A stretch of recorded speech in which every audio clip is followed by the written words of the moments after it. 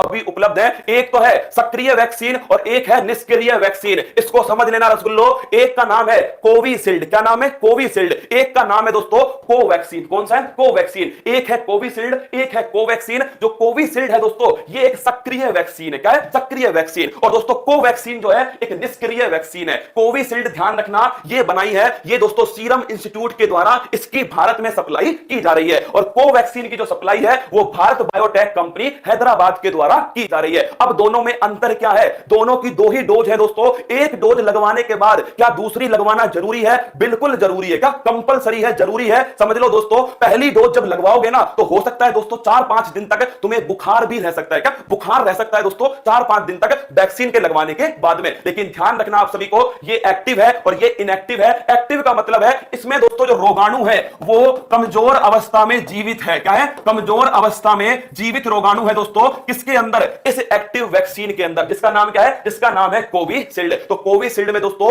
ध्यान रखना रोगाणु है जीवित अवस्था में लेकिन बिल्कुल कमजोर अवस्था में है। इससे दोस्तों क्या होगा? इससे जैसे ये जाएगा हमारे शरीर में तो हमारे शरीर का जो इम्यूनिटी सिस्टम है, जो प्रतिरक्षा तंत्र है, जो लड़ाई लड़ता है दोस्तों किससे? रोगाणुओं से लड़ाई लड़ता है और हमें दोस्तों स्वस्थ रखता है, वो तुरंत एक्टिवेट होगा। और एक्टिवेट होते दोस्तों वो किस पर अटैक करेगा? वो तो इसे समझेगा क्या कि सच में कोविड-19 का रोगाणु है दोस्तों, तो वो सीधा इसके ऊपर अटैक करने वाला है। और जब इसके ऊपर अटैक करेगा तो हमारे शरीर में दोस्तों एंटीबॉडी बनेंगी। क्या बनेंगे? हमारे शरीर में बनेंगे एंटीबॉडी। और तभी तो कहते हैं जो कोविड-19 से ठीक हो गया वो अपना प्लाज्मा डोनेट कर दे क्योंकि उसके शरीर में बन चुकी है एंटीबॉडी। लेकिन सुन लो जो गलत फहमी में है, जिन्हें पिछली बार कोविड-19 हुआ था वो ध्यान रखना उनके दिमाग में क्या है? अब की बार थोड़ी होगा कोविड-19 क्योंकि पिछली बार हो चुका है, एंटीबॉडी बन चुकी है। बिल्कुल गलत अवधारणा है दोस्तों। ध्यान रखना 100 में से केवल 10 लोगों की ही एंटीबॉडी शरीर में बची है, 90 के शरीर में एंटीबॉडी नहीं बची है दोस्तों। इसलिए कह रहा हूं हर किसी को सुरक्षा बरतने की जरूरी है, जिसे हो चुका है उसको और जिसे दोस्तों नहीं हुआ है उसको भी। तो वैक्सीन का उपयोग जरूर करना है। इसमें क्या होगा? कोवैक्सीन दोस्तों इसमें बिल्कुल मृत, क्या है दोस्तों? इसमें ध्यान रखना